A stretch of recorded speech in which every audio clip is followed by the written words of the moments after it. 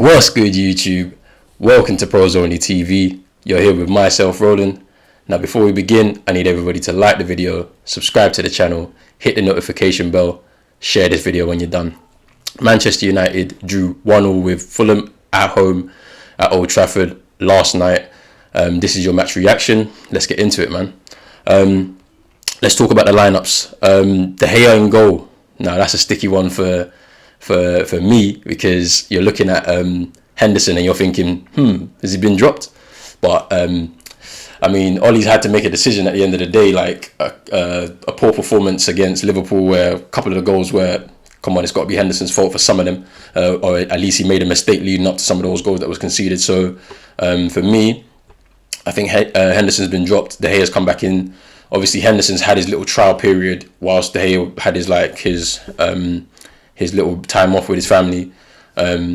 So De Gea back in goal, and like, I don't know what it means. I don't know if it means that De Gea has now been restored to the number one status based off of the performances of Henderson. I don't know if Henderson has failed his kind of trial period. And I don't know what it means moving forward, because if you've not made any promises to either one of the keepers, you've just said, okay, you guys can fight it out. I think that De Gea is still better than Henderson right now, despite everybody's like saying that he's finished and he's done and he's past his peak and all that. He's not even peaked yet, in my opinion. Like, I feel like he can still go another level.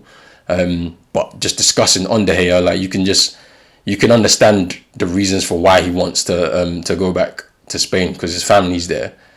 And then at the same time, he's been the best player at our club prior to the last couple of seasons, based off of what he's won in terms of a personal accolade at the club, player of the year for the last 4 or 5 seasons or whatever it is. So, and at the same time, he's come into the club at a certain point where it was at its peak. It was really at the elite level, challenging for the top honours, and he's seen the club decline, and he's been a part of that. And to him, he would have said that, well, look, I had a chance to go to Madrid, and I could have won 4 Champions Leagues if I went to Madrid, but you know what happened with the fax machine and Woodward and all of that. So, you know, for me, I can't blame him for being, at this point, being a bit frustrated with what's going on with this situation. Like, why am I now playing second fiddle to somebody who's only played 2 seasons at the top flight level? But, I mean, it's going to be interesting as well coming up for the Europa League final, because now, is De Gea going to start that final because he's played in the previous rounds, or is Henderson going to come in and play that final? It's going to be very interesting, and it's a decision for Ollie to make, and it's very, very sticky. But let's move on. Tuanzebe starts ahead of Bailly. I think Bailly was injured. That is what the reports were saying. But Tuanzebe coming in, he's a decent understudy. I think there's been a lot of chatter about whether he should be leaving if we bring in a centre half, and I'm just like, hold on, you've got a whole Phil Jones who's injured. Like, why is he not considered as the person that should be shifted out? Like, you've got to get rid of him in his contract. Like, my man can't even, like, my man's in his testimonial year. I think he's 10 years in. And I don't know if he's going to be like able to do that testimonial, because apparently the club are too embarrassed to even give him one, because they don't think anybody's going to turn up, which is rightly so. He has barely played for the club in 10 years. So he should be the one they should be considering to kind of shift out. And I think you keep Tuanzebe there as an understudy, and like, he's still young enough to be able to go up another level a little bit, and then maybe challenge for that starting spot in the future. You just never know. But I think you keep him around as an understudy, because you've now signed Bailly to that 4-year deal, and Bailly's shown over the last 3 seasons at least that he's not able to be robust enough to go through several games without injury, or go through training sessions without injury. He's always injured. So, you know, you got to keep Tuanzebe there, as well as bringing in another centre half, because Lindelof is not good enough, and he's probably the B-side of the partnerships. So, I mean, but apart from that, the rest of the team kind of picked itself. Rashford on the bench in for Greenwood, which I think should have been the same thing should have happened against Liverpool. I think Greenwood should have started because he's on form. So, yeah, but anyway, first half begins, you know, just the usual kind of like building up to try and get that first goal, and then we get the first goal. So De Gea kicks the ball out long towards Bruno. Bruno touches it on for a flick, and it's a bit controversial, because if he touches it, Cavani received the ball and he's offside. VAR said that it was okay. Cavani kind of runs a little bit with the ball, and then he spots Areola off his line, chips the ball in. A great goal from Cavani, about 30-40 yards from goal. And in front of the Stretford End, the supporters back, it's always a good feeling. The number 7 getting that kind of celebration as well from the supporters. So it was good to see, and it's his 16th goal of the season. So it's been a decent season for Cavani, especially the age. He's at 33 years old, 34, to come into the Premier League. And yeah, he had his couple of injury worries and things like that, but signed that new deal. And kind of just going with it, man. I think he's going to be very invaluable to Greenwood as he's like making his development. And for me, I just feel like based off of this season, I think he's had a greater impact than Zlatan did. Like when you compare the two of them, Zlatan came in with this kind of aura of I'm the god and I'm the guy and all of this, and I think it just kind of overshadowed a lot of the younger members in the squad. They didn't know how to react to it. Whereas Cavani's been a bit more of a silent influence. He's come in, worked hard, shown on the pitch what he can do as well. And I feel like he's positively impacting on Greenwood, who is eventually going to take over that spot in a couple of years' time. So that's always a good thing. There were a few more chances in the first half. Obviously, United were trying to probe to try and get that second goal. But for me, I feel like United, over the last few years, they've just dropped off in terms of intensity. When they go 1-0 up, they're not trying to go out there and kill the game 2-3, 4-0. I mean, Fulham have already been relegated, so why are we not going out there to try and kill the game? So it's always been a thing for me when I watch the games. I'm just like, why do we not have that intensity, that same level of intensity to go out there and kill a game? We should always be trying to kill a game. Like, no matter who's on the field in terms of our personnel, we've got enough in our locker to be able to go out there and attack and just keep attacking. And I think with supporters back in the stadiums, it's going to actually like playing on their minds. I feel like when they've not had any supporters there, they kind of just go through the motions. Now when you've got fans screaming they're on your back, you're going to actually think about what you're doing and make sure that you're doing the right things that the supporters want to see, because people want to be entertained. But yeah, there was a few chances for United in the first half. In the first half as well, Fulham had a couple of chances, especially one when Lindelof was caught ball watching, and he's allowed a ball to run across him, not knowing that there's somebody running in behind him, gets in front of him, and then De Gea makes a save. And you're just thinking to yourself, like, you are now the main defender because your partner Harry Maguire is injured. And shouldn't you be taking charge and a bit of leadership and make sure that you make sure you don't make any mistakes, and you put another unforced error in, and you've nearly cost us an equaliser. Anyway, but into the second half, obviously now Fulham are pushing forward a bit more forward and up the pitch, and then you see Lookman have a chance. De Gea makes a good couple of saves to just keep it out, but then Fulham equalise. Luke Shaw, Fulham on the right hand side, attacking Luke Shaw.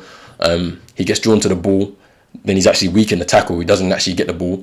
The ball goes out to Cordova-Reid. He crosses the ball in, and it's just poor defending from Wan-Bissaka, Lindelof. Just like in terms of their positional sense, like they were just out of whack, and then it led to the equaliser for Fulham. And when you look at that, you're saying to yourself, like, who's actually helping each other on the pitch? Because I don't think there's a lot of leadership on the pitch in regards to you stand here, or let's stay in line, let's be compact. There's none of this kind of going on. I don't know what kind of communication is going on. And then it leads me to a bigger argument. It's just like, well, if you've got people watching the games, are we not analysing the games after the final whistle, the next day in training? Are we not analysing it and saying, well, look at the mistake you made here, how do we improve on it? I don't see that happening, because the same mistakes keep happening game after game after game.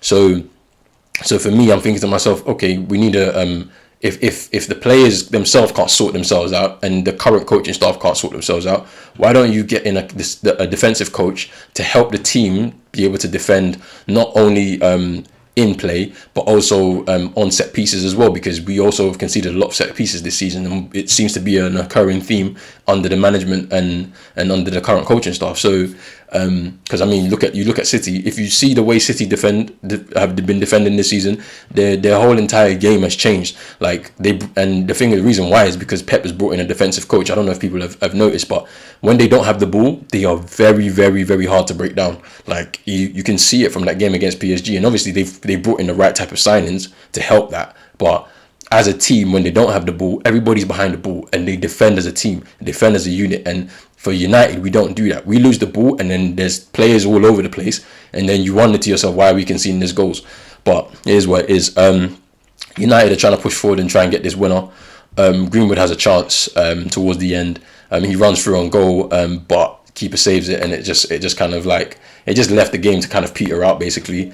Game ends 1-1, and we've secured second place, but you would have liked to have seen a home win. You know, fans are back as well. Last home game of the season, and you know the last game is against Wolves, and really nothing to play for at this point.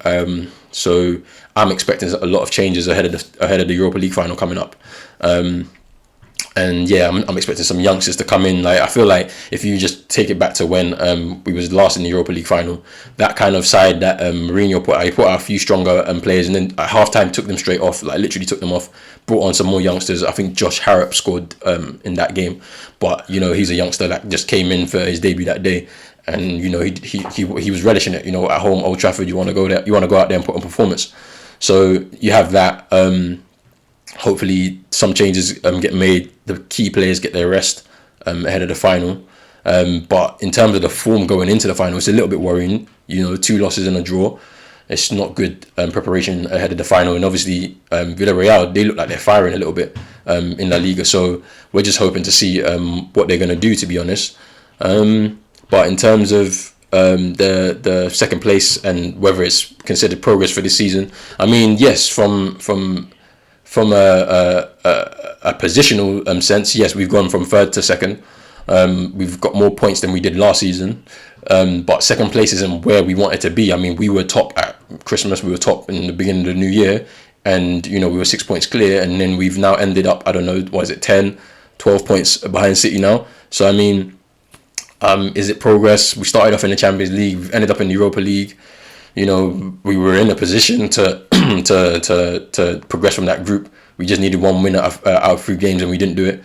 So it's hard to say whether it's progress or not. You can say it from the perspective of our league position. Yes, it's progress.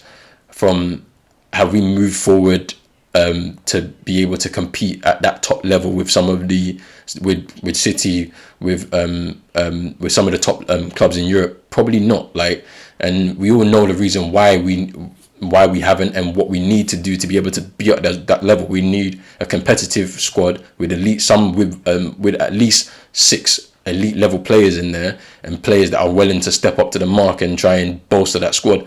And this is the reason why we have that kind of gap between ourselves and City and some of the top clubs in Europe. But yeah, hopefully next season we see in the summer we get some top level signings. We need a centre half, we need a deep line playmaker, a right winger, and then I would have loved to see a striker, but it looks like with Cavani signing that new deal, it doesn't mean we're going to get another striker. So it is what it is. But just on that striker talk, I mean, guys, would you like to see Harry Kane come to United? I mean, for me, Harry Kane is what you need. Like, I feel like whoever gets Harry Kane in the summer, if he does leave Tottenham, they win the league. It's the Van Persie scenario, basically. I mean, you know, Kane hasn't scored less than 15 goals in the season since he's made his debut. Like they thought he was a one season wonder. He came back the second season and did it again. Came back the third season and did it again. I mean, he's the Prem's number 1 striker, like hands down.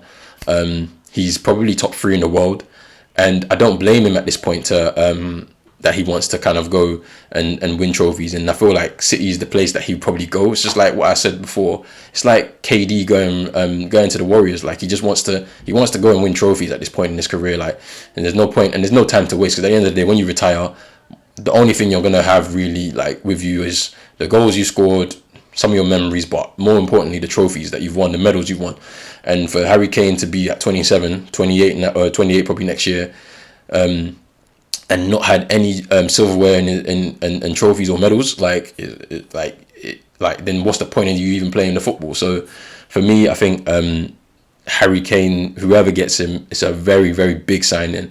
I would have wanted United to go in and get him, but you know the Glazers, they're not going to spend that kind of money. It's 125 million. And then there's always the excuses about Daniel Levy and he's a hard negotiator and all this nonsense. Like, just slap the money on the table, because we already know you have it. Like, but anyway, in terms of the top 4 race now, it's hotting up a little bit. Chelsea beat Leicester yesterday. Liverpool are playing tonight, so that's going to be very interesting to see what happens, because if Liverpool win both of their games, and Leicester can't really do anything. If Liverpool win both of their games, then Liverpool are in the top four. And as much as we all United supporters want to see them in the Europa League, I mean, they kind of snatched it. They pretty much snatched it. Like, we'll have to see what happens with Leicester and Spurs, because that's also going to be a big game, because Spurs are still trying to maintain that Europa League position, I think. Them playing against Leicester is going to be a big one as well, because obviously there's going to be a bit of a hangover from that FA Cup final. So we'll see what happens there. But it was a big performance from Chelsea to get that win. And then finally, onto the Europa League final. So I'm not sure if we're going to be in good shape for the final, but hopefully we can actually win that final. Guys, are you worried about the form that United have been on ahead of this Europa League final? Let me know in the comments. But for me, I feel like I don't know which United are going to turn up. I don't know if the United that beat Roma is going to turn up, or if the United that lost against Liverpool is going to turn up. Like, it's been like that this whole season. We really don't know who's turning up and what they're coming to do. I feel like the players that we know are going to turn up, I would assume would turn up, will be Pogba, Cavani, Bruno. They're our three top players at the club. Obviously, Martial apparently is supposed to be back. I think they're going to rush him back. Maguire is a big one, because I think Maguire is obviously makes our defense better. Like, no matter what people would say about him, like, I've been critical of him as well, but he makes the club he makes the team a lot better when they play. So for me, I think that Maguire, he's on crutches, and you can see you could tell he's not looking like he's going to recover. And I feel like United are going to do as much as they can and give him as much time as possible as possible to prove he's fit. And they probably might give him a few painkilling injections to see if he can actually do it. I don't think he can. I don't think, if he's not running on grass in the next 3 days, then he's definitely not going to be playing in that game. So, I mean, Europa League final, I hope we win. And it's actually a big one. Like Oli needs this. Like, you're not going to go into year 3 without winning a trophy, and then expecting people to be like, oh, it's a process. No, like, you've got enough there to be able to do something at least. And if you don't win this trophy, it's a huge stain on your time. And although we know he's not going to get sacked, I think that the deal has already been signed. It's been agreed and signed. I think they just announced it after the final, ahead of next season. It's going to be very interesting to see what is going to actually happen, because if you don't win that final, like, your whole time here, like, we can judge it as a failure. If you win that final now, it's going to hopefully propel you into making that next step up and challenge for those top honours, along with the players that hopefully you bring in. But guys, this is me, Pros Only TV. Follow the socials coming up next. Like, share and subscribe. Peace.